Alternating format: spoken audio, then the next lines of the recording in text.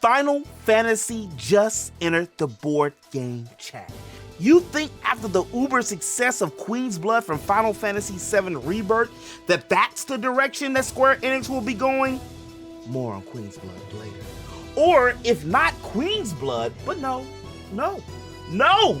It's something different. A totally original Final Fantasy XII board game with the tentative title Final Fantasy the Six Moogle Siblings Mob Hunt. Yeah,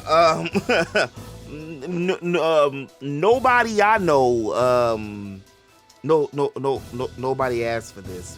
But hey, still, I mean, it might be fun, right? The game's designer, Seiji Kanai, probably best known for creating Love Letter, a similar type of card game, brings his expertise to this Final Fantasy themed board game. No specifics on how to play this Avalanche Alliance themed game just yet, but we did get a first look at 6 of the cards that will be featured in the set, translated to English. Thank you, unknown Google Translate type operator translator person. Monty Block, for those of y'all who remember him from Final Fantasy Tactics Advance, which Final Fantasy Tactics Advance was really good. It was kind of like a Saturday morning cartoon meets the never-ending story with Final Fantasy assets. I really enjoyed Tactics Advance. I don't know still to this day if I'm more of a Tactics Advance kind of dude or a Final Fantasy Tactics dude. Both of those were really good. And also, by the way, the world of Avalanche is actually really good, which probably is one of the reasons that they continue to dwell in this world. Vaughn is another character, which it says that it has a face side and that this card can be moved to the other fields during your own turn. Then you get a Marboil, or aka the Marboil, who, when the game ends, place a fatigue token on the card with original power of 7 or more when the card game ends. A Hurdy, you can draw a card and then send a card from your hand to the bottom of the deck. Pinello, when the card game ends, removal of all fatigue tokens from your own cards in this field. No more fatigue tokens can be placed in the future. A Poweraster, you nullify all when the game ends and you text cards. It really feels like Yu-Gi-Oh!, at least from reading it, which Yu-Gi-Oh! Was my favorite TCG back in the day. I still got some of my Yu-Gi-Oh! Cards, although I probably shouldn't have sold Blackluster Soldier, Envoy of the Beginning, or Command Knight, or Obnoxious Celtic Guardian. Those, I kind of regret selling. Square Enix said the game will be debuted at the Game Market 2024 spring event in Tokyo, Japan, where attendees will get a chance to try out the game firsthand.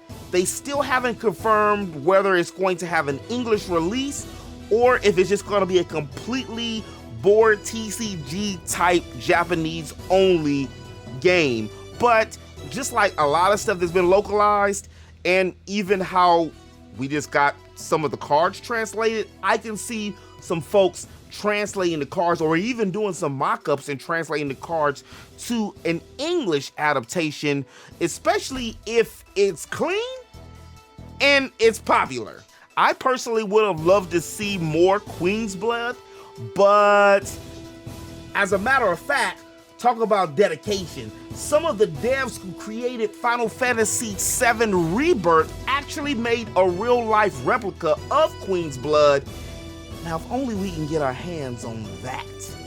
But the game wasn't just made completely out of paper. Having a little free time, which I don't know how they had free time with as massive as Rebirth was, the devs decided to pop out the 3D printer and, well, create the real-life Queen's Blood board game. And not only did they create the castle and the actual board, but they also created chips, game pieces, cards, dragons, and everything that made Queen's Blood. Still no news whether or not Square Enix is going to really do something like that. Just kind of like with Triple Triad, which I personally never seen one in the wild in real life. They had it apparently in Japan, but I ain't never seen it. I ain't even seen it on eBay.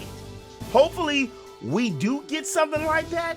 Maybe if the success of this Moogle game that's taking place in Avalanche does something, but I don't know, because it feels like they would have done Queen's Blood first, and if not the full is 3D model like the devs did, at least the card game, right?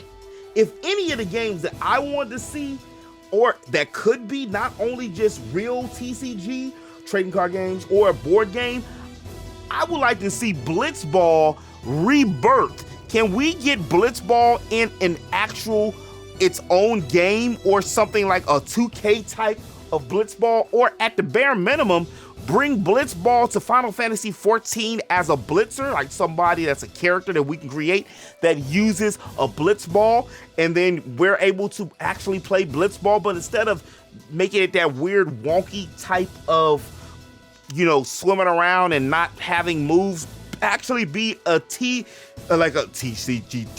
I'm saying a TCG inside of the Blitzball, but be a turn-based game instead of the clunky mechanics that it did have. Although I've got hours upon hours, probably close to 100 hours in Blitzball for my collective Final Fantasy X games, I would really love to see it as a standalone game, as well as being able to see Queen's Blood as a standalone game, and maybe a Triple Triad, you know, English to the States for more people to play. I really wonder why they decided to do Final Fantasy XII. I guess it was one of the highest selling games. And it does span 3 or 4 different games, so we only gotta wait to see, I guess, and see just exactly how it is and what it is. But in the web, let me know in the comment section below, what do you think about this new Final Fantasy XII Moogle Mob Hunt themed game? Is it something that you seem like you're interested in? Did you get a chance to see Triple Triad in the wild? I sure didn't see Triple Triad in the wild. And would you pick up a Queen's Blood real life IRL set? I would. I don't know if I would want to pay the $100-something it probably would be after as big as the actual 3D print one looks. If you did like this video, do me a favor and hit that like button. It really helps out the channel a lot, and it lets YouTube know, well, you like it, so that way they can push it in front of more people. And if you're new to the channel and you want to stay up to date with all things RPGs, sprinkle with some of that geek, do me a favor and hit that subscribe button. I make geekly content here all the time. And don't forget archives every Saturday, 7 hours of pure, unadulterated role play. From 5 p.m. PST to midnight, that's 7 hours. You like Toonami? You like RPGs? Then okay, I got the thing for you. And as always, in the way, remember to eat, geek, sleep, repeat. I'll holler at you on the next one. Peace.